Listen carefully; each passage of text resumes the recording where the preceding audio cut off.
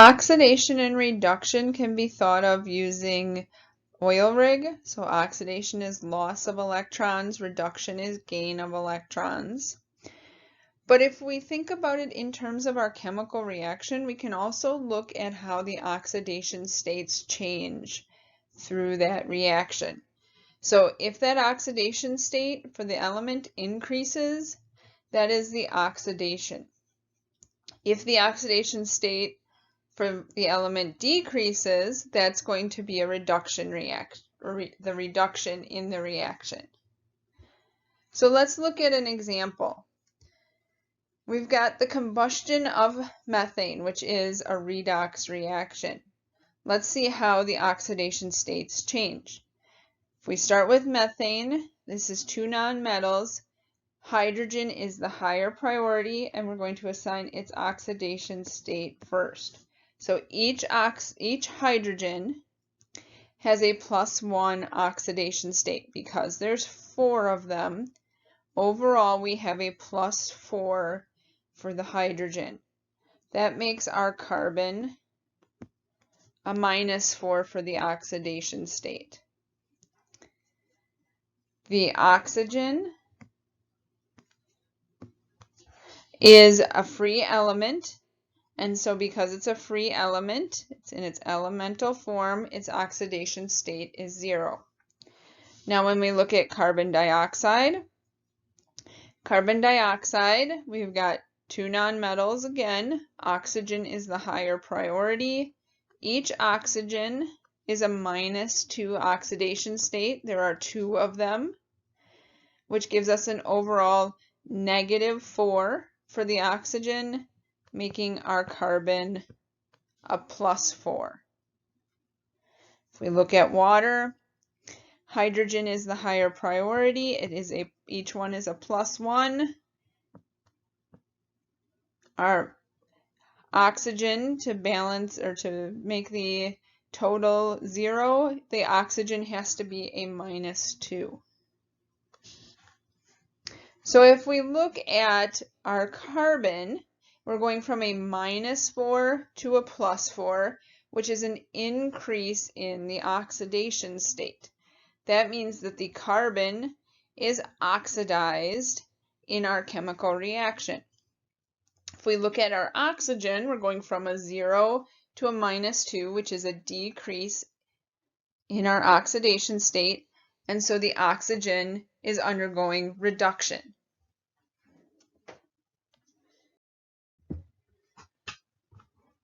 Oxidation and reduction must happen simultaneously. We can't have charges building up.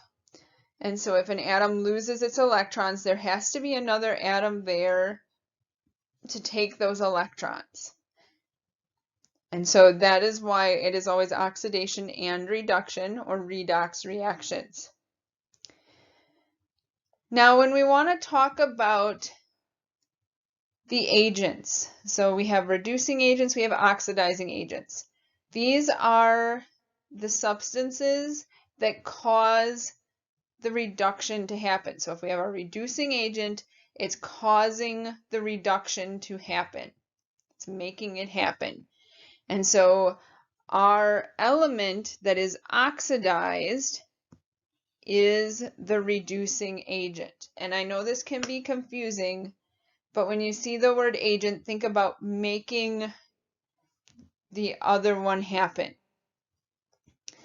If you have an oxidizing agent, that is the element that is being reduced on the reactant side. The one that is reduced is our oxidizing agent. So if we look at our sodium chloride reaction again, our sodium is going from 0 to a +1. Okay. So it is losing electrons. So that's our oxidation. The chlorine is being reduced. That means that the sodium is causing the reduction of the chlorine, and so the sodium is our reducing agent. It's making the reduction happen. The chlorine is causing the oxidation of the sodium, and so the chlorine, because it is reduced, is the oxidizing agent.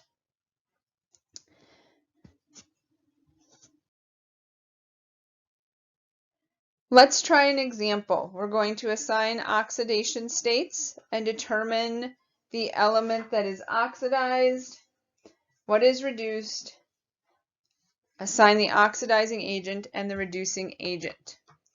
Pause the video, try this before we talk about it.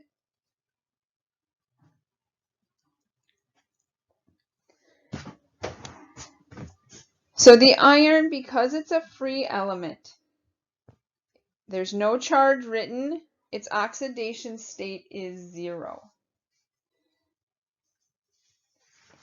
So anything in the elemental form will have an oxidation state of 0.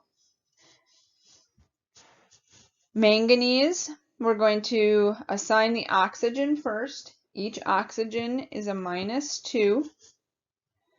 So for our permanganate, the total from the oxygen is -8, 4 times -2. The whole thing has to have an overall -1 charge.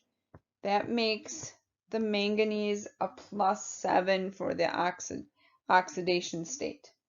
If we look at our acid, the H+, its charge is +1, which means its oxidation state is going to be +1. Iron 3+, its charge is +3. That means our oxidation state is going to be +3. Okay. Manganese 4 oxide. So our oxygen, each oxygen is a -2. There's 2 of them for an overall -4. The whole thing has to equal 0 because there's no charge written.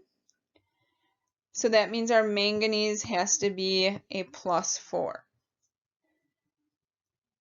Our hydrogen will be the first thing we assign in the water. For a +1, there's 2 of them. Our oxygen has to be a -2. So if we look at our iron, we're going from 0 to a +3. That is an increase in the oxidation state. It has to lose electrons in order to become more positive. So oxidation is loss. So this would be the oxidation part of our chemical reaction. If we look at the manganese, we go from a +7 to a +4. That is a decrease in the oxidation number. And so because it's a decrease, means we have to gain electrons. Reduction is the gain of electrons. So our manganese is reduced. Because the iron is oxidized, that makes it the reducing agent.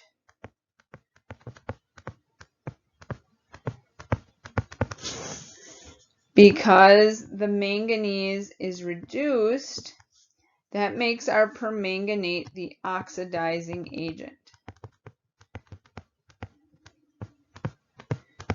It's making the other one happen.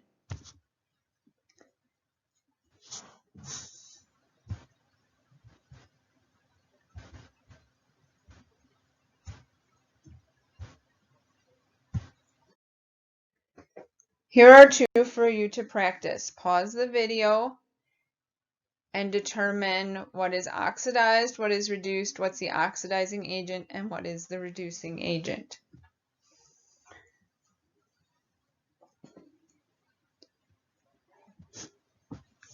If we look at the +4 tin, our oxidation state is going to be +4 because the charge is going to equal the oxidation state. Calcium, there's no charge written. This is a free element.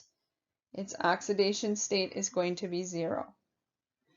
Tin 2+, the charge is going to equal the oxidation state for both the tin and the calcium. If we look at our calcium, we're going from 0 to +2. Okay, so it's an increase in the oxidation number. That is the oxidation. It's oxidized. The calcium is oxidized in our chemical reaction. If we look at the tin, we're going from a +4 to a +2. That's a decrease. So our tin is reduced. That makes the tin the oxidizing agent. And that makes the calcium the reducing agent.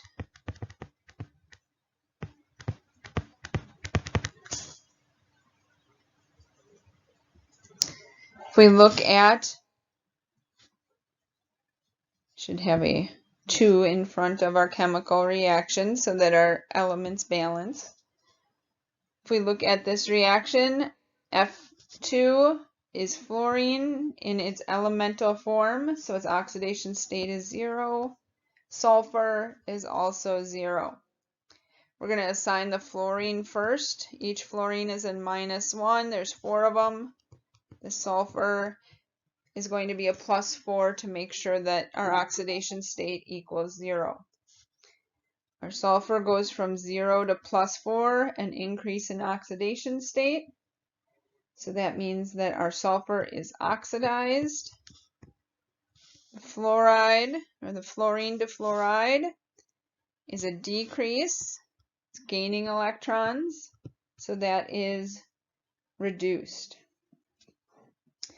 So our fluorine is our oxidizing agent because it's causing the oxidation. Our sulfur is the reducing agent because it's causing the reduction.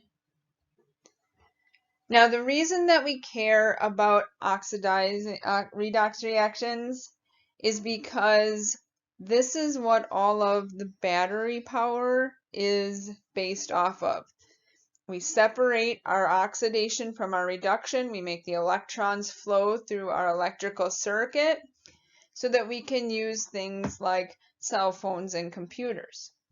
So there's a lot of research that goes into redox reactions to make better, more efficient power sources.